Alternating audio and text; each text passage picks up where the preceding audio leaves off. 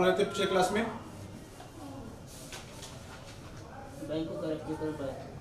Current affairs में क्या पढ़ रहे थे? दिवस पढ़ रहे थे, जनवरी माह का दिवस। क्या क्या पढ़े थे उसमें?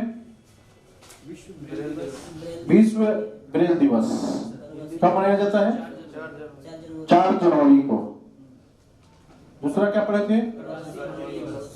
भारतीय प्रवासी भारतीय दिवस। प्रवासी भारतीय दिवस कितने तारीख को? 9 जनवरी को मनाते हैं।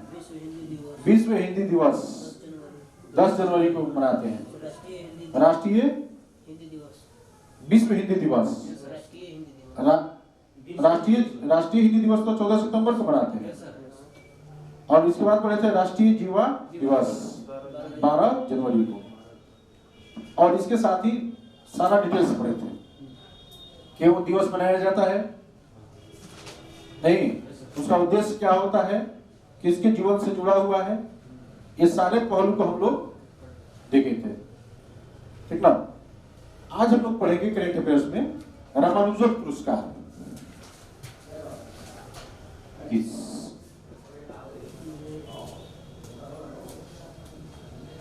रामानुजन पुरस्कार 2021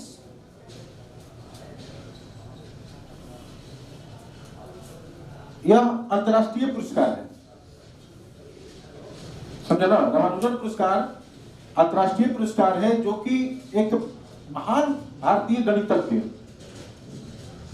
भारत के महान गणितज्ञ श्रीनिवास रामानुजन के सम्मान में यह प्रदान किया जाता है। इटली की एक संस्था है ICTP यानी international centre for theoretical physics के द्वारा यह रामानुजन पुरस्कार दिया जाता है।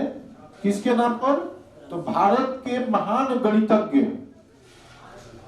रामानुजन के सम्मान में।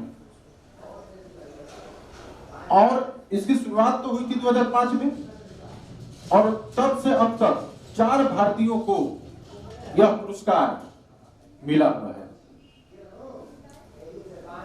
कितने भारतीयों को यह पुरस्कार मिला हुआ है? अब तक 4।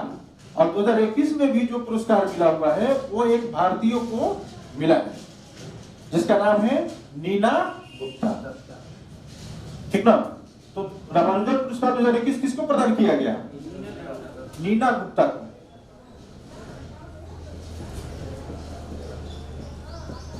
नीना गुप्ता को प्रदान किया गया।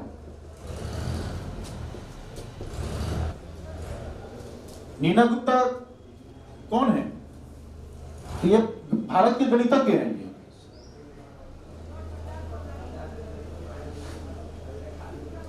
ये भारत के गणितज्ञ हैं और अभी वर्तमान में राष्ट्रीय सांख्यिकी संस्थान कहाँ है?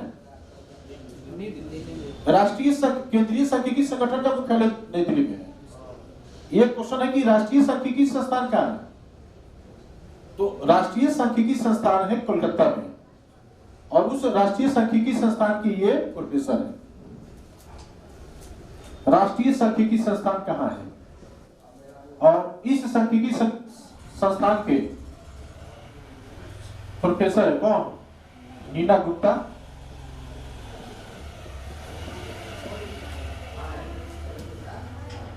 प्रोफेसर है।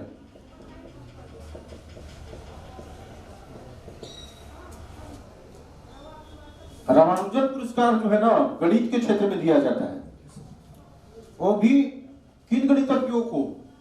तो जिनकी उम्र है 45 वर्ष से कम और वे विकासशील देश के रहने वाले, यानी विकासशील देश के 45 वर्ष से कम उम्र के गणितज्ञों को रामानुजन पुरस्कार प्रदान किया जाता है। विकासशील देश किसको बोलेंगे जानते हैं ना? क्योंकि इकोनॉमिक्स आप पढ़ रहे हैं तो आपको पता ये है। अमेरिका को कैसा देश है? विकसित है। कनाडा विकसित, Britain, France, Italy, Germany, Japan, ये सब विकसित देश है। लेकिन भारत कैसा देश है? विकासशील देश है। ब्राजील कैसा देश है? विकासशील देश है। चाइना कैसा देश है? विकासशील देश है। नहीं, और अफ्रीका के अधिकतम देश कैसे देश होते हैं? अल्प विकसित होते हैं। अफ्रीका महादेश के अधिकतम देश अल्प विकसित देश होते हैं। जैसे हम लोग पश्चिमी सहारा का नाम ले लें, युगांडा का नाम ले लें, केन्या का नाम ले लें, नहीं तो ऐसे करके और भी बहुत सारे देश। ये नीना गुप्ता भारतीय हो गई। तो इस बार जो रामानुजन पुरस्कार दिया गया है वो किसको दिया गया है? एक भारतीय को प्रदान किया गया है जिसका नाम क्या है? नीना गुप्ता। और ये भारत की गणितज्ञ है जो कि राष्ट्रीय सांख्यिकी संस्थान जो कलकत्ता में है उसकी ये प्रोफेसर है। अब तक कितने भारतीयों को रामानुजन पुरस्कार से सम्मानित किया जा चुका है? 4। इनको लेकर, नीना गुप्ता को लेकर नेक्स्ट पॉइंट लिखेंगे। अब तक 4 प्रथम जो रामानुजन पुरस्कार दिया गया भारतीयों को, पहला हो गई सुजाता रामादुराई। इनको 2006 में यह पुरस्कार दिया गया था। रामानुजन पुरस्कार की जो शुरुआत की थी 2005 में हुई थी और पहला जो पुरस्कार दिया गया था वो एक ब्राजील के गणितज्ञ को दिया गया था। और उसके बाद 2006 में एक भारतीय को दिया गया यह पुरस्कार, सुजाता रामादुराई को 2006 में। और ये रामानुजन पुरस्कार प्राप्त करने वाली ये प्रथम भारतीय भी हुई और प्रथम भारतीय महिला भी है। नहीं, रामानुजन पुरस्कार प्राप्त करने वाली प्रथम भारतीय और प्रथम महिला भी।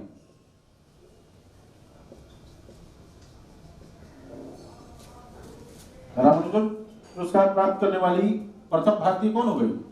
सुजाता रामादुराई और प्रथम महिला भी।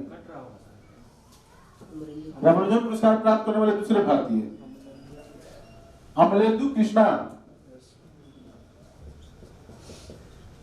अमलेंदु कृष्णा इनको 2015 में मिला था। तीसरा हो गए, कौन हो गए तीसरा? तीसरा भारतीय है रीता ब्राता मुंशी। इनको 2018 में यह पुरस्कार मिला था। अब यहां से हम लोग पढ़ेंगे रामानुजन पुरस्कार के बारे में स्टडी हम करेंगे। 2 महिला है इसमें, एक नीना गुप्ता। रामानुजन पुरस्कार प्राप्त करने वाली प्रथम महिला कौन हो गई? सुजाता रामादुराई और प्रथम भारतीय भी। और रामानुजन पुरस्कार प्राप्त करने वाली दूसरी जो महिला हो गई वो हो गई नीना गुप्ता। ये दूसरी महिला है ना, कौन हो गई? नीना गुप्ता। नाम से तो रीता ब्राह्मण लग रहा है। हाँ, नाम से लग रहा है लेकिन ये पुरुष है, ध्यान रखेंगे बेटा इसको। रामानुजन पुरस्कार हेडिंग देंगे रामानुजन पुरस्कार किसके सम्मान में यह पुरस्कार दिया जाता है? तो भारत के महान गणितज्ञ श्रीनिवास रामानुजन के सम्मान में यह पुरस्कार दिया जाता है। भारत के महान गणितज्ञ रामानुजन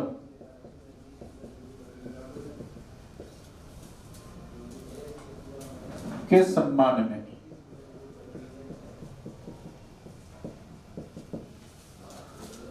भक्ति आंदोलन भी चलाए थे। नहीं, ये भक्ति आंदोलन नहीं, प्योर गणितज्ञ थे और बहुत कम उम्र ये जीवन जिए थे, मात्र 32 साल। मात्र 32 साल इनका उम्र था। 1887 में इनका जन्म हुआ था 22 दिसंबर को और 1920 में ये डेथ कर गए थे। सोचिए, बहुत कम उम्र में ये ऐसे गणितज्ञ थे जो आप कह सकते उसको कि जो गणितीय थ्योरी है, गणितीय सूत्र है, उसका पूरे वर्ल्ड में इन्होंने अपना पहचान उसके माध्यम से दिया। और कुशाग्र बुद्धि, गणित के क्षेत्र में मात्र 32 साल में उन्होंने ऐसे ऐसे थ्योरी और सूत्र दिए और बहुत सारे पेचीदा गणित को क्या किया, हल किया, जो आज तक उस वैसा करने वाला व्यक्ति नहीं हुआ। किस क्षेत्र में दिया जाता है यह पता चल गया। यहां से रामानुजन पुरस्कार किस क्षेत्र में दिया जाता है, तो गणित के क्षेत्र में।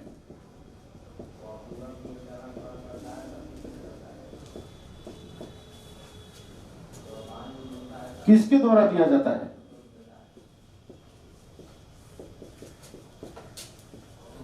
इंटरनेशनल सेंटर फॉर थ्योरेटिकल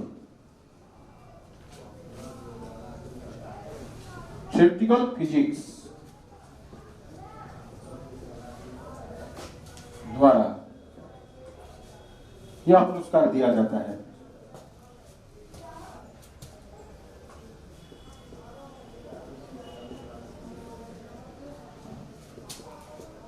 किसको दिया जाता है, तो विकासशील देशों के गणितज्ञों को, जिनका उम्र कितना 45 वर्ष से कम, प्रदान किया जाता है।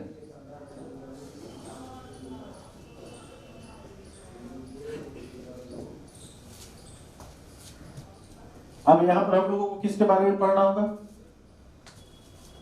रामानुजन के बारे में। कहां जन्म हुआ था, कब जन्म हुआ था, वो हेडिंग देंगे श्रीनिवास रामानुजन। यह एक ऐसा नाम जिसने काफी कम उम्र में गणित के क्षेत्र में अपने कुशाग्र बुद्धि से क्रांति ला दी थी और इन्होंने लगभग 4000 मैथमेटिकल थ्योरी का निर्माण किया, थ्योरी बनाया और अनेकों सूत्र का इन्होंने क्या किया, रचना किया और कुछ ऐसे गणितीय सूत्र को इन्होंने सोल्व किया जिसको सोल्व करना संभव नहीं था। और बहुत सारे ऐसे अभी भी उनके कई मैथमेटिकल सूत्र हैं जिसका आज तक हल नहीं किया गया है। तो श्रीनिवास रामानुजन का जन्म कब हुआ था, इनका जन्म हुआ था 22 दिसंबर 1887 ईस्वी को।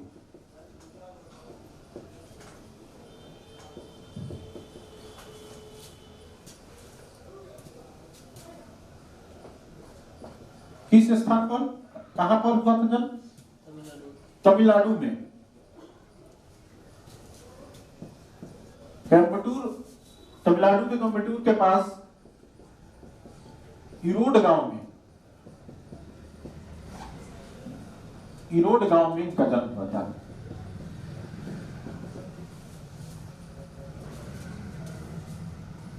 राष्ट्रीय गणित दिवस कब मनाते हैं, 22 दिसंबर को मनाते हैं राष्ट्रीय गणित दिवस। किसके जन्म दिवस पर, हाँ, किसके जन्मदिन को राष्ट्रीय गणित दिवस के रूप में मनाया जाता है, तो श्रीनिवास रामानुजन के जन्म दिवस पर राष्ट्रीय गणित दिवस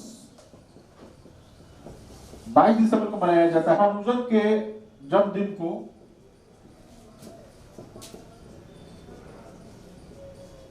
जन्म दिवस को किस रूप में मनाया जाता है, रामानुजन के जन्म दिवस को किस रूप में मनाया जाता है, राष्ट्रीय गणित दिवस के रूप में मनाया जाता है प्रत्येक साल। कितने तारीख को, 22 दिसंबर को। श्रीनिवास रामानुजन कौन थे, तो भारत के महान गणितज्ञ थे, लेकिन बहुत दिनों तक जीता नहीं रहे और क्षय रोग से, टीबी से इनकी मृत्यु 26 अप्रैल 1920 ईस्वी को हो जाती है। सोचिए कितना दिन जिए, मात्र 32 वर्ष नहीं, लगभग कितना 32 वर्ष ये मात्र जिए। तो ये सोचिए कि अगर बहुत दिनों तक ये जीता रहते और ज्यादा दिनों तक जीता रहते तो गणित के क्षेत्र में कितने बड़े कार्य करके गए होते। ये सोचने वाली बात है कि नहीं है? और बदकिस्मत कहिए भारत का कि बहुत सारे ऐसे विद्वान हैं, बहुत सारे ऐसे कुशाग्र बुद्धि वाले जो लोग हैं, ज्यादा दिनों तक जीता नहीं रहे। जैसे हम लोग अपना वशिष्ठ नारायण की बात करें, ये भी बहुत महान गणितज्ञ थे नहीं, लेकिन क्या हुआ उनके साथ? जितना वो बेस्ट देना था उनको, वो दे पाए नहीं दे पाए, वो मानसिक विक्षिप्त हो गए नहीं। उसी तरह से आप देखेंगे कि और भी बहुत सारे ऐसे विद्वान, जैसे हम लोग विवेकानंद की बात करें, विवेकानंद भी अध्यात्म के क्षेत्र में क्या थे, काफी बहुत बड़े विद्वान थे वो, लेकिन वो भी बहुत दिनों तक जिंदा नहीं रहे। 1863 में उनका क्या हुआ था? जन्म हुआ था, और 1902 में उनका क्या हो गया था? डेथ हो गया था नहीं। तो ये, लेकिन इन्होंने बहुत कम समय में, और ये ऐसा भी नहीं है कि बहुत धनी परिवार के थे, नहीं, गरीब परिवार से बिलोंग करते थे ये, और इनको अपने कमाने के लिए, अपनी जीविका को चलाने के लिए, अपने फैमिली के जीविका को चलाने के लिए इनको क्या करना पड़ा? नौकरी भी करनी पड़ी। क्लर्क तक की इन्होंने नौकरी की, और इनको सही पहचान मिला तब जब ये इनको इंग्लैंड जाने को मौका मिला, और वहां से पर हार्डी नाम के एक अंग्रेज गणितज्ञ से इनका परिचय हुआ, और वही हार्डी रामानुजन के सही परख करते हैं, और उनके शोध को, इनके थ्योरी को वो विश्व स्तर पर क्या करते हैं? पहचान देते हैं। और जब विश्व स्तर पर पहचान मिलता है रामानुजन को, तब पता चलता है कि अरे बाप रे, ये तो बहुत बड़े विद्वान है गणित के, और इनके जैसा विद्वान तो अभी तक कोई नहीं धरती पर। तब जाकर पूरे वर्ल्ड में इनको क्या मिलती है? पहचान मिलती है गणितज्ञ के रूप में। और देख रहे हैं ना, एक अंतरराष्ट्रीय संस्था, ये कैसा पुरस्कार है? अंतरराष्ट्रीय पुरस्कार है। रामानुजन पुरस्कार एक अंतरराष्ट्रीय पुरस्कार है, जो कि एक है ना, इटली की संस्था द्वारा, विदेशी देश के संस्था द्वारा क्या किया जाता है? इनके सम्मान में ये पुरस्कार दिया जाता है। तो सोच सकते हैं कि विश्व स्तर पर इनकी कितनी बड़ी पहचान है। बात समझे? तो मृत्यु लिखेंगे इनका 26 अप्रैल 1920 ईस्वी। रामानुजन के बारे में और रामानुजन पुरस्कार के बारे में हम लोग स्टडी किए। इतना क्या करेंगे आप? ध्यान करेंगे। एक चीज और जानेंगे, 1729 को कैसा अर्थ कहा जाता है?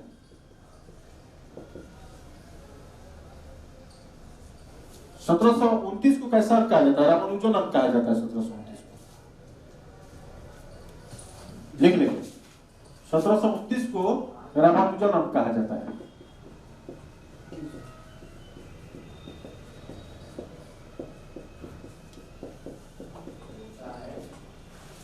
ये 10 क्यूब प्लस 9 क्यूब करेंगे तो कितना आंसर आएगा? 7 1 8 10 10 और 19 होगा ना? इसको जोड़िएगा तो सबका कितना होगा? 19 आएगा ना? ये यहाँ 19 आ रहा है, यहाँ पर भी क्या आ रहा है? जोड़ने पर दोनों का 19 आ रहा है। कल बीपीएससी मेंस का क्लास चलेगा 9 बजे, जिसको आना होगा उसमें आ सकता है। बीपीएससी मुख्य परीक्षा का क्लास 9 बजे चलेगा, 9 से 11, ठीक ना? इकोनॉमिक्स में क्या पढ़ रहे थे? भारतीय बैंक व्यवस्था, उसमें हम लोग आगे बढ़ चुके हैं। हाँ, नेक्स्ट हम लोग टॉपिक देखेंगे भारतीय रिजर्व बैंक। भारतीय reserve bank, reserve bank of India.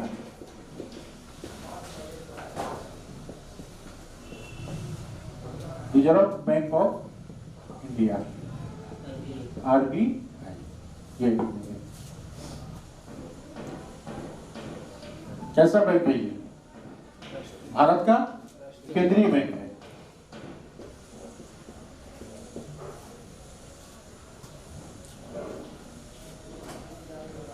बैंकों का बैंक है?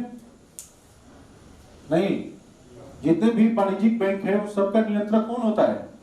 आरबीआई। सरकार का बैंक है, सरकार का बैंकर के रूप में काम करता है। करेंसी नोट का निर्गमन करने वाला बैंक कौन है? आरबीआई है। इसके साथ साथ और भी बहुत सारे इसके कार्य हैं, हम लोग आगे क्या करेंगे, स्टडी करेंगे। इसके पहले हम लोग इसके मूल तत्व को क्या करते हैं, मूल बातों को सबसे पहले स्टडी करते हैं, उसके बाद इसके कार्य को हम लोग क्या करेंगे, अध्ययन करेंगे। एक क्वेश्चन लिखेंगे,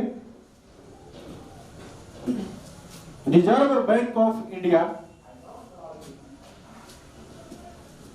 रिजर्व बैंक ऑफ इंडिया की स्थापना, रिजर्व बैंक ऑफ इंडिया की स्थापना किस अधिनियम द्वारा हुई थी? रिजर्व बैंक ऑफ इंडिया अधिनियम 1934 द्वारा।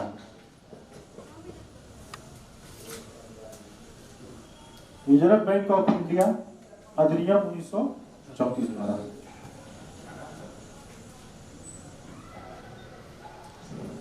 कब स्थापना हुआ था आरबीआई का? स्थापना हुआ था 1 अप्रैल 1935 ईस्वी को। प्रारंभिक मुख्यालय कहाँ था इसका? प्रारंभिक मुख्यालय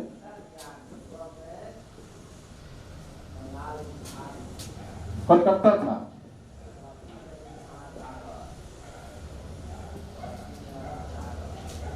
आरबीआई का मुख्यालय कहाँ है? आरबीआई का मुख्यालय मुंबई में है। कब से?